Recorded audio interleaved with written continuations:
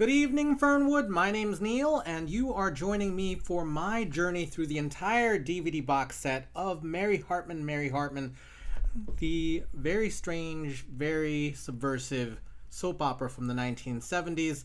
We are heading into February 10th, 1976's episode. Just a couple of plot points to pick up at this point. From the last couple episodes, there's a lot of plot going on, but I just reviewed it all like yesterday, so just go look at yesterday's video if you want to catch up. The two major plot points that we visited yesterday: Tom and Mary's relationship has been confounded because Tom was exposed to a sexually transmitted disease, and since he had sex with his wife just yesterday, she has now been exposed to it. As far as the TV show is concerned, being exposed to it is the same as having it. So Mary has found out that she has a disease. The bigger and more complicated story is with the Hagers. They had a car accident with a station wagon full of nuns. Loretta's in the hospital recovering from it. They found out that Loretta was not pregnant. Not only is she not pregnant, it was a tumor that she had. And then the next thing that they find out is that if she does not have a very risky surgery, she may never be able to walk again. Those are the big major plot points. There's a lot of other stuff going on. I'll just get you caught up. Let's get started.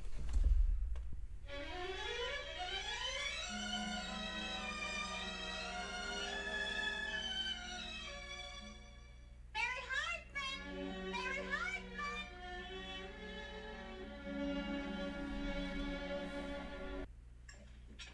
What's the matter? The house on fire? Oh, it would be better for us all if it was.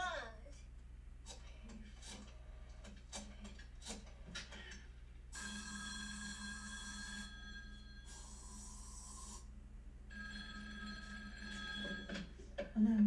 Mary, what in the world is going on? I just saw Tom pass by the house with 2 suitcases, and then he went into the Hagers' house. Look, Ma, I don't feel like talking. I'll just tell you one thing, and then I'm going to hang up, so I'll say goodbye now. Goodbye, Ma. Tom has moved out, and he's going to live with Charlie. I mean, I was with May after Frank Garth was with me. I can't understand those two. If they're not fighting like cats and dogs, they're splitting up. I don't mind the fighting like cats and dogs. After all, that's normal for married people. It's this not living together that's abnormal. Oh, what am I gonna do? Oh, Mom, it's their problem, not yours. It is too my problem. How can I explain this to the neighbors? It doesn't matter. The neighbors are going to have something much more important to talk about. There's going to be a celebrity around here. Daddy is going to be union officer. What? Well, I'm thinking about running. I mean, I'm not elected yet. Oh, you'll be elected. If Nixon can get elected, you can get elected. Now, wait a minute, George. You are not going to run for any union office. And why not, may I ask? Because you spend little enough time in this house as it is without going to those union meetings. One night a week at your bowling team. One night a week you got a poker game. One night a week you got a VFW meeting. Now, wait a minute. There's nothing more important than the VFW. Do you realize that without the VFW, we would have lost the war? Oh, the VFW was formed after the war. So what? So we won the war without the VFW. So don't knock the VFW. George, I am not knocking the VFW. I am knocking you running for a union officer and spending even less time in this house. After all, it's bad enough that Kathy's out every night in the week. I'm here alone all by myself, night after night. I have to spend with nobody to talk to but my client. That's Steve. I gotta go.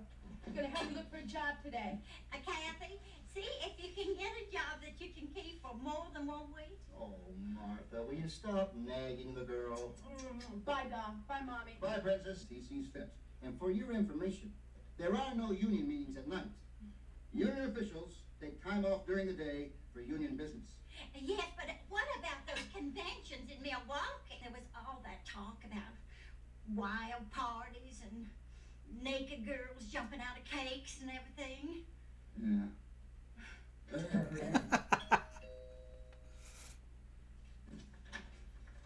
Hey, good morning, Charlie. Hi, Tom. How are you? Listen, any news from the hospital? Oh, no. You know, just Loretta's going to have the operation this morning on her back. I can't even remember what I've done, what I haven't done. Tell you, Tom, you know, it's the worst thing that ever happened to me. Yeah, I know, Charlie, I know. I thought the worst thing that ever happened was the time Loretta left me.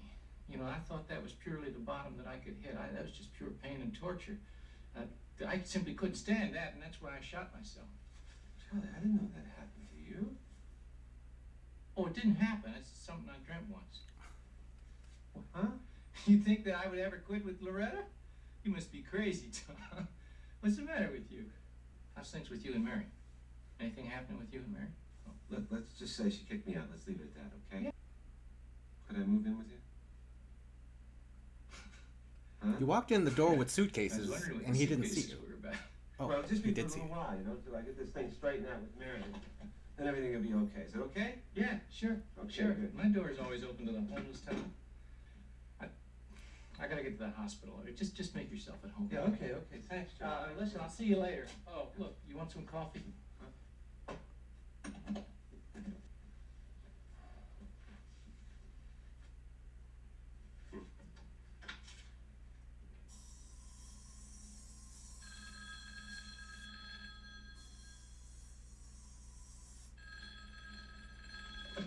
Hello?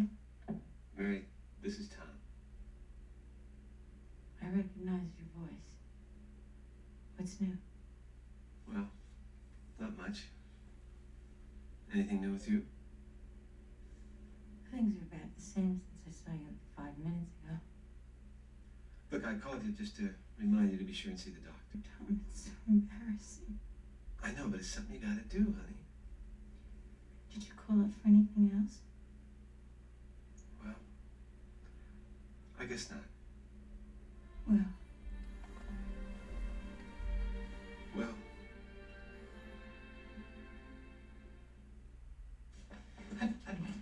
I don't understand all this. Of course not, Mr. Hagers. You couldn't be expected to. You're not a doctor or a lawyer. I've arranged for the operating room, Dr. Hastings. Oh, thank you, Dr. Abraham, isn't it? Abram's son. Yeah. Yeah, but what kind of an operation is it? Well, it's an operation designed Dr. to... Abraham, please. The man just wants to know what... When you've had a little more experience, you'll realize the inadvisability of discussing these matters with laymen, whether they're relatives or not. Now, I'm not a layman, and I'm not a relative, I'm a husband. Now, damn it, I want to know what's going on. Very well, Mr. Hagers. The fact of the matter is that my diagnosis indicates the advisability of a bilateral osteectomy for relief of pressure of the third and fourth vertebrae, which show positive indications of severe traumatization. That makes sense. Well, just so long as I know what's going on. you know, I was going to bring you some flowers, but I was standing in the flower shop, and I remembered that I read an article that flowers take all the oxygen out of the room, and I thought to myself, Loretta has enough troubles without choking to death. Well, it's just amazing how you keep your spirits up, Loretta.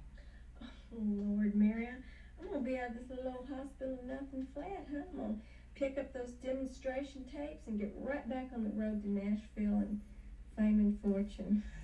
I didn't mention, but those demo tapes were burned in a fire. Instead of me. Who? You. Me? I've never been healthier in my life. Except for this one little bug I picked up from Tom. What kind of bug? Oh, it's just a little something that's going around. It's no reason to get into bed, though. As a matter of fact, the mistake is to go to bed. You said that you might have caught this little bug from Tom, and that means that you and Tom have been pretty close, and that means that everything must be okie dokie. Am I right? Well, half, you know. Listen, Loretta, I really do have to go now because there's something that I just have to take care of, you see. I defrosted something, I just have to put it back in the freezer. Oh, Lord, Mary, when I get out of this hospital, I'm going to walk right in your kitchen and teach you how to cook. Oh, okay. See, what you do is you make yourself a cup of real hot tea and you throw in a slug of Jack Daniels. It's called a Lipton Daniels. Okay, I'm gonna have to remember to tell that to the doctor. Lipton Daniels.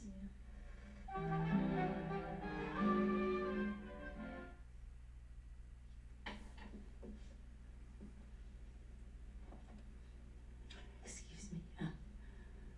I'd like to see several books on social diseases. Any particular social disease? Social diseases. Social. Like society. Oh, the most prevalent disease in our society is heart disease. Is that what you want the books about? Social disease is Maybe another social. euphemism for sexually transmitted disease. I guess these diseases are more antisocial. Oh, you're interested in venereal disease. No, I'm not interested in them. Aren't you Mrs. Hartman? That's right. The lady who was here last week for all those books on sexual eroticism? That was only a week ago? That was like 5 weeks ago And in now wants books on Showtime. venereal diseases? Well, it's just that she's sick in bed, and I thought I'd bring her something fun to read. If you care to wait, I'll bring the books to you. Thank you. Oh, thank you very much. Excuse me. Yes? Could I ask you a question? Have you ever had venereal disease? I beg your pardon? How is she? Is she all right? Is the operation over? Is she all right? The operation is over, Mr. Hagers, but I can't, at this time, say that she's all right. What do you mean? Wife's condition is extremely serious, and it's my considered opinion that I don't care, but your considered opinion because it's wrong. Lord and Loretta, that's what I put my money on every time.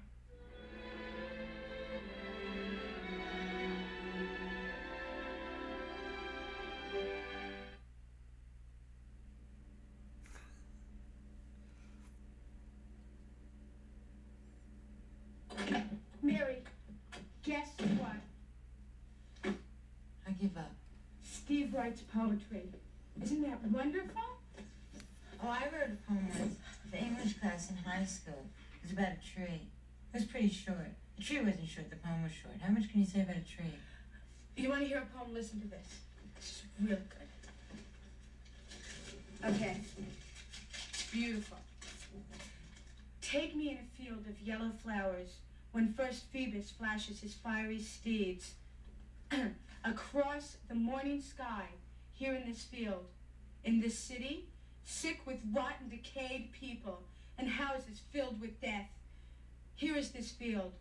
You and I, alone, will find what? That's cute. Mary, these are beautiful. And he's going to make a lot of money. What about you? Did you find a job? Rich poet. Yeah. Cool. You know, I found one this afternoon. In a massage parlor. Oh, Kathy. When you describe it as a massage parlor, it sounds like prostitution. If it's a massage therapist, it's different, but I don't know how it was in the 1970s. Legitimate? Do you know what you can get from working in places Mary, like it's that? not like that at all. The signs say, girls, girls, girls, girls, girls. Yes, but that doesn't mean anything. It means girls, girls, girls, girls, girls. Do you know what that means? Look, it's not like that. Mr. Babataglia told me so. Took my face like this in his hands, and he couldn't have been more than this far away. And he said, "Don't worry, you're going to love it here." What are you reading? Oh, it's just a book. What are you doing with a book about venereal disease? Oh, Mary, no. Oh, Kathy, yes. From Tom? Who else? You know I never go to the ladies' room in public places. You sure Tom's the only one? In my whole life. You know, isn't it ironic that if one of us had to get it, it's a miracle it was you. Did you go to a doctor yet? I don't think I'm not. Really, she should. Mary? Hi, Kathy. How's Loretta? Well, doctor said it looks bad. Oh, Charlie. Listen, Mary, I'm only here because you told me to come for dinner, but I couldn't eat anything, honey. I mean, honest, my stomach's tied up in knots. Charlie, no, you have to eat something. You must keep up your strength. See you for a phone. Could be the doctor. I told him I'm here. Hello? Excuse me. What? Oh, yeah, wait a minute. Hold on a second. Is it him? Yeah. Now listen. Now you listen to me. I don't believe you. Now that's not true. Now I told you Loretta's going to be all right, and she is.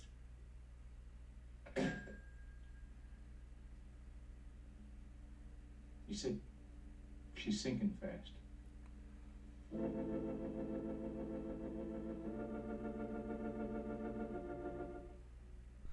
Oh, my heart.